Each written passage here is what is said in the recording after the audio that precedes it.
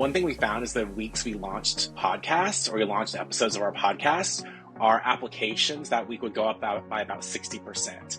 When you looked at applications over time, we saw all these spikes for every week that we launched our podcast. That's because we launched the podcast, we sent out an email newsletter talking about the podcast, and we tweeted a lot that week talking about whatever topic was in the podcast. With our digital strategy, we knew that we had to do it all because students live online, and specifically in season 2 and the pandemic, we knew that we needed a newsletter. We needed what we would do listening parties on Twitter. So we'd say, we're about to have a listening party, like hang out with John, Mimi, and Lauren.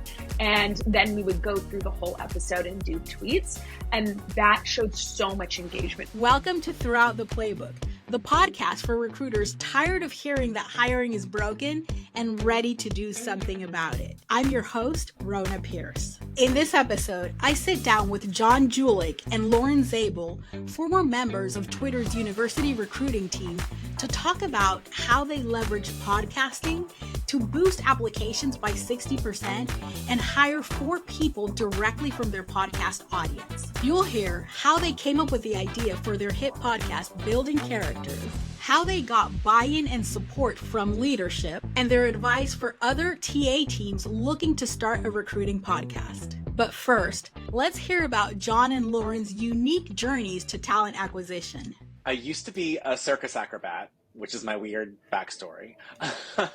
And then after circus, I got old and I couldn't do circus anymore. So I moved to San Francisco hoping to get a job from Montreal, moved to San Francisco hoping to get a job in tech. And I got a job at Twitter in the sales org.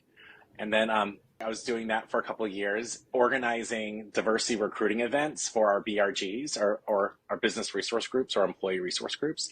I was helping organize recruiting events for this. And then our university manager was like, hey, John, do you want to do what you're doing for fun, organizing events, but do it for your job? And I was like, yeah, that sounds awesome. So I moved over to university recruiting, organizing university events and diversity events. So my journey to TA was that I was living in San Francisco right when I graduated from college, and I was actually working at a nonprofit. And I really felt like I was missing out on history. I saw the rise of tech companies happening, making our world, more interconnected. And I was like, what am I doing? So I pivoted and started at a company called Brightroll. And I was embedded in their engineering organization. And I supported engineering managers and this CTO. But my favorite part of my whole job was 20% of my job, and that was managing our 5 software engineering interns. And that has really just kind of been my career story, is always finding the next job that takes that 20% and makes it larger. So after that, I pivoted my whole career, went into university programs at Uber, various companies since, obviously worked with John for 5 of those years at Twitter on their early talent team. It's always so interesting how everyone lands in TA, because hardly ever anyone says, I went to school for recruiting and ended up here. No. Amazing. So you guys took a very creative approach to talent acquisition and attracting university students to Twitter. What inspired you to integrate podcasting into your TA strategy? When Lauren and I first went to the university team, we were only hiring from 5 or 6 Ivy League schools. It wasn't a very broad talent pool that we're going after. So some of the things we did when we went to the university team was went to more campuses. We started going to 30 campuses instead of 6-ish. Bit more diversity schools, HBCUs and HSIs. And then we wanted to get some of the smaller schools that we couldn't go to everywhere. So we had a pretty broad digital strategy where we had an email newsletter. We were very active with our Twitter handle, which no longer exists. And then the podcast added on to that digital strategy to try to give people a more in-depth look of what it's like working at Twitter, how to get a job at Twitter, how to get a good internship, but doing it at scale, trying to reach a lot of different people. And I'll toot John's horn because he won't do it. John was on our campus events team. It was called the Hype Team because at Twitter, everything had a little bit of a different name. And they were so innovative, that team, in how they kept thinking about campus strategy, not doing the same old in terms of, you must attend this, campus event or things like that. Every year they presented a strategy to our team of how to shake it up and how to do it differently. And so the Hype Team, and specifically one of his colleagues, Julie, was like, I'm addicted to podcasts. It's all I listen to. I listen to Crime Junkie. I listen to How Things Get Made. And she was like, why don't we do this? I mean, and you have to put the context and the time around this. This was 2019. So this is pre-pandemic. This is when podcasts were like, oh, some cool people do it, but it was not as mainstream as it is today. And so it was, to me, it was groundbreaking. I thought it was the most interesting thing happening in early talent was having this podcast. Yeah, and I noticed that it was pre-pandemic, so it was pre like all of this creative ways of attracting people because everyone was at home.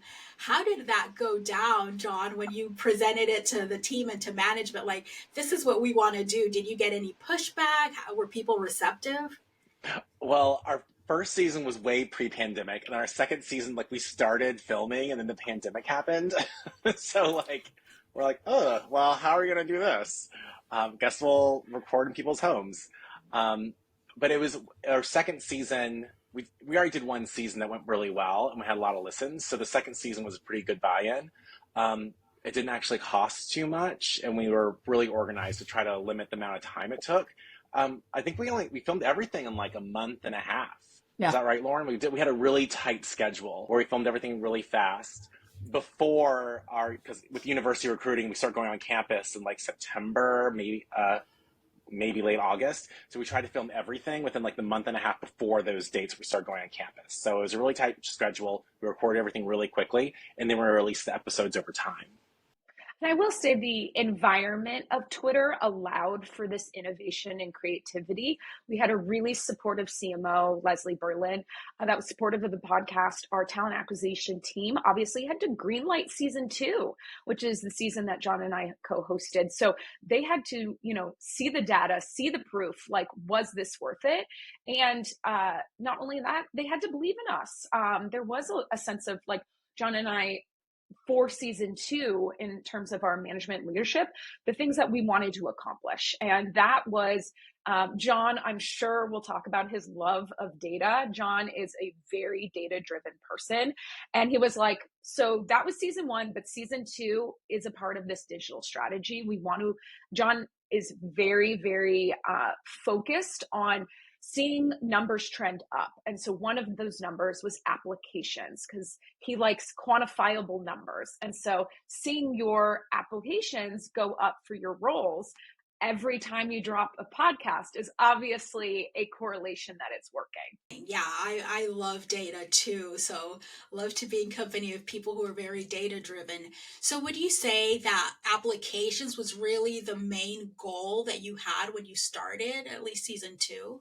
Applications and engagement with the tweets. So we had some branding goals, which like engagements, downloads was like a branding goal, how long people were listening, and then those quantifiable goals like applications and making sure that applications were correlating to the podcast, or at least the podcast making them go up. John, being a campus recruiter, my background, I'm actually a early talent recruiter. I put candidates in the funnel. So my goal was, I am going to hire people that listen. And I was, I set the goal at 1. And we actually made 4 diverse hires from season 2 that I'm incredibly proud of. And those were students that listened, DM'd me, tweeted back to us about certain episodes, how they, really touched them. I got an unbelievable DM from a working mom that was like, I'm in college, my husband's in the military. I listened to this podcast and I feel like I could be in tech. I've never had that feeling before because I have so many challenges. And I really listened to this, and I know I have what it takes. And I was so blown away by that it was finally a way to engage a population. Like, she's a student, she's in school. She has all these other intersections in her life. But at the end of the day, like, that was a population in a candidate pool we had never accessed before, and is really hard to engage. And having this podcast where, she could listen to it in her own time and in her own way was once again one of these like surprises of the podcast, and engaging a diverse pool of candidates that we didn't even dream of.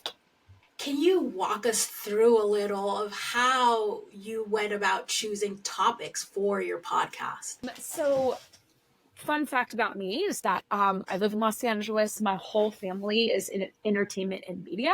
I have a degree, actually, film and media studies.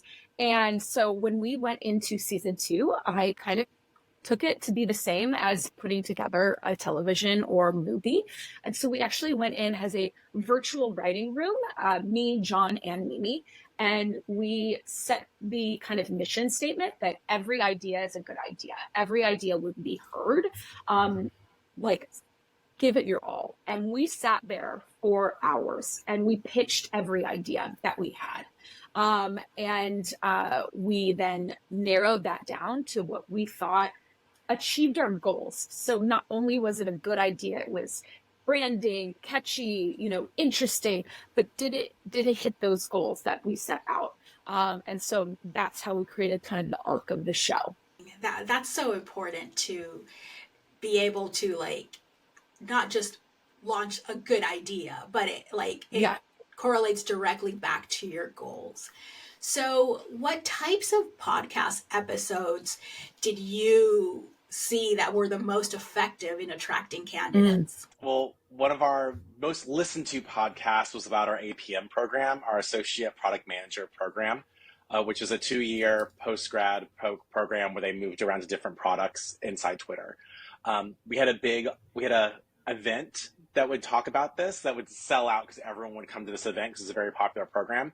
So we decided to get something similar to help people learn about the program, but make it digital so more people could attend and more people had access to more information about this. And I thought it was really cool. We got one of our APMs was the host. They interviewed other APMs about the program and talked about their experience. So we didn't have to interview. It was great. We outsourced part of that.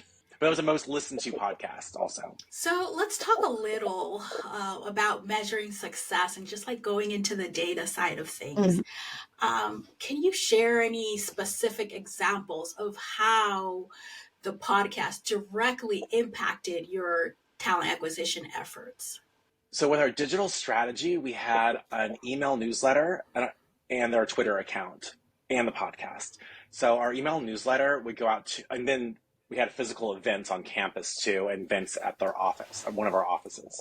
So our newsletter had 120,000 recipients, which was our previous, anyone who is currently in school and they applied for one of our jobs previously, or they registered for an event, or they just registered on our website.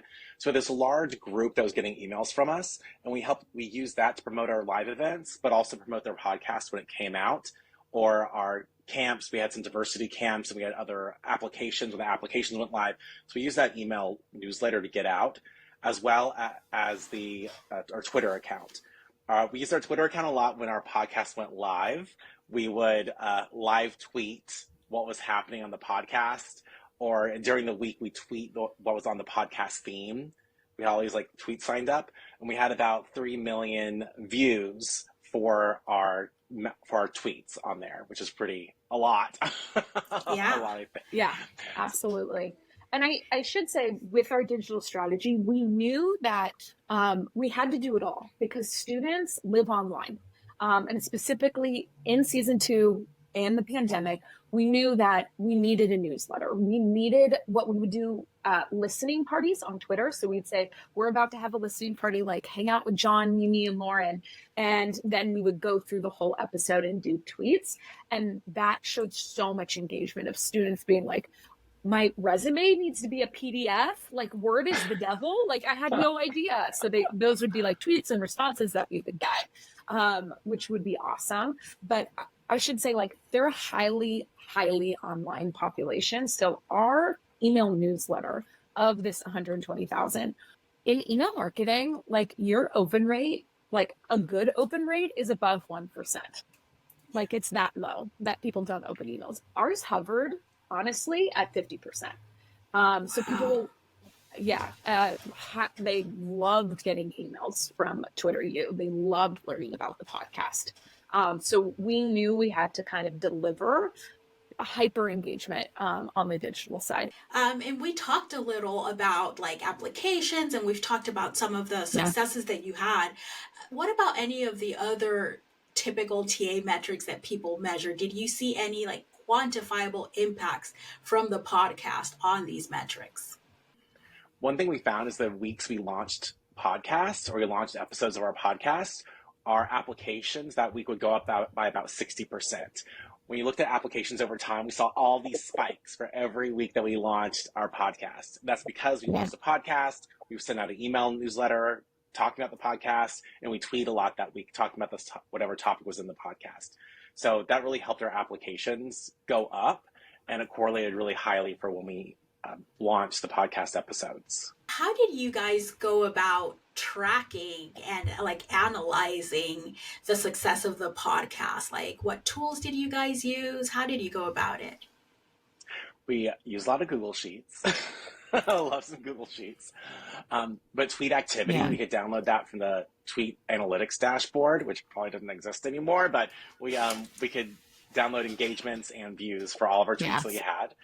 And for our email newsletter, we could track that within our email software. We could see how many opens we had, our open rate, and how many people clicked on the links there. We use Google Analytics to see what traffic came from the email newsletters, and then listens on the podcast also, and engagement when people are communicating with us about the podcast.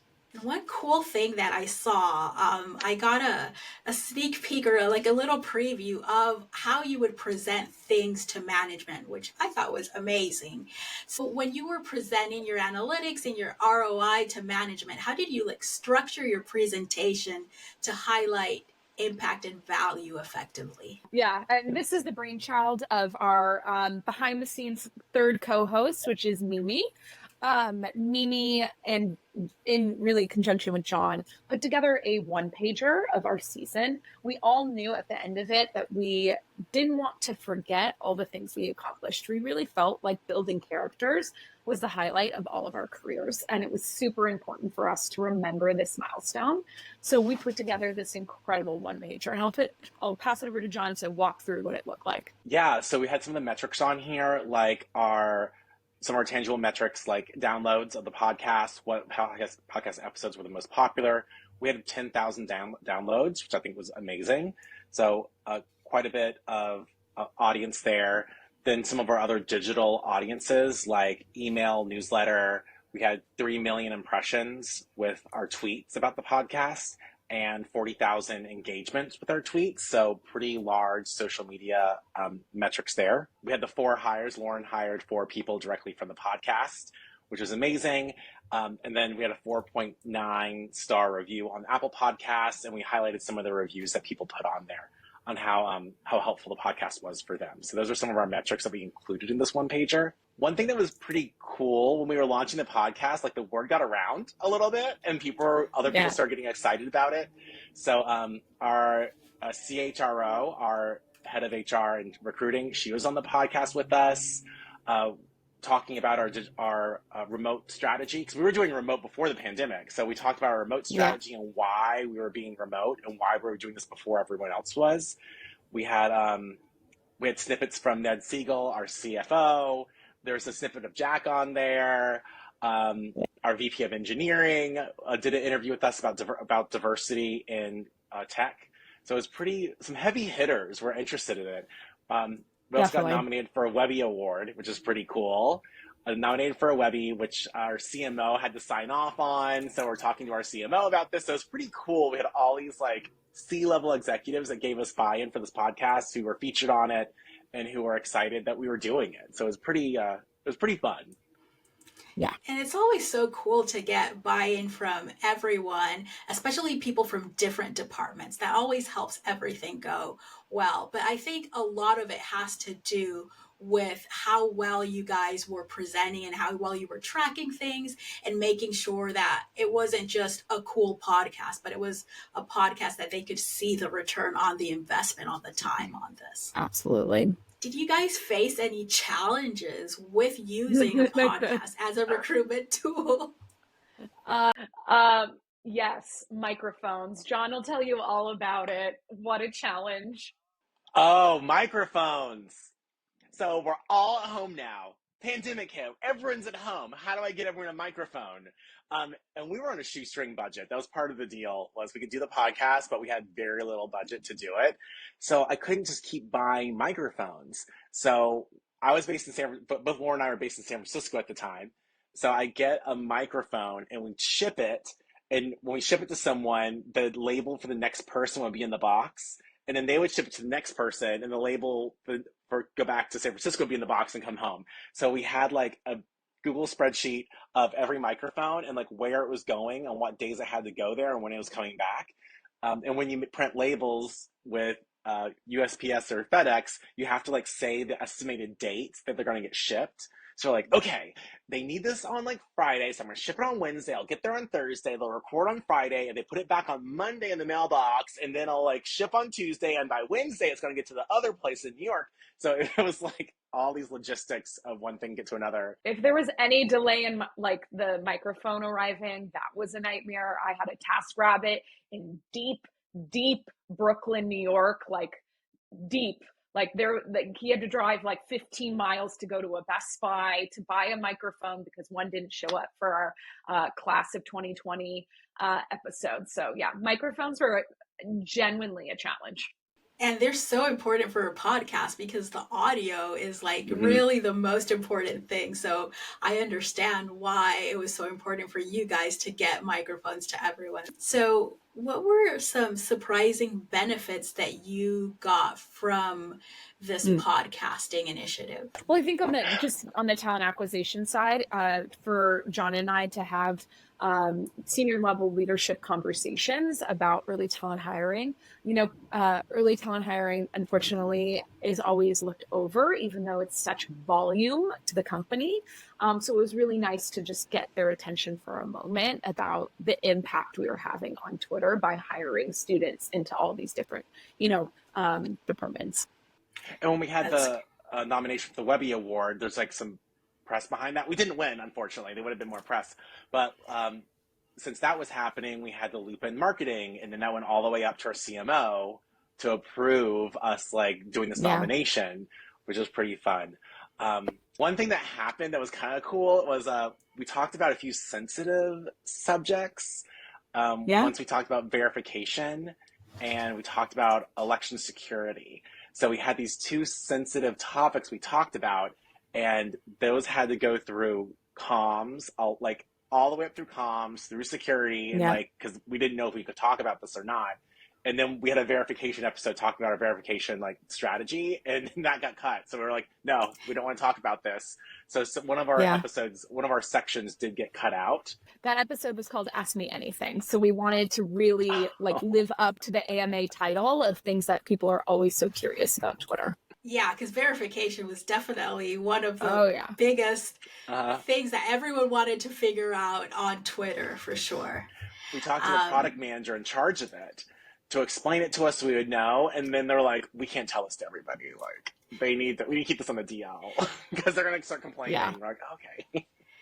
I think it was really part of the magic of verification on Twitter. It's very different now, but that whole, no one really knew what was the criteria, and people just applied, and it's like, I didn't get in. How did this person get in? All of that. I think that was really a big part of Twitter culture. So what advice would you give for other TA professionals that are considering launching a podcast? We did it in a time where podcasts were niche interests, like they were definitely gaining popularity, had followings, but more like cult followings. Now I think podcasts are generally a sense of news and how news breaks.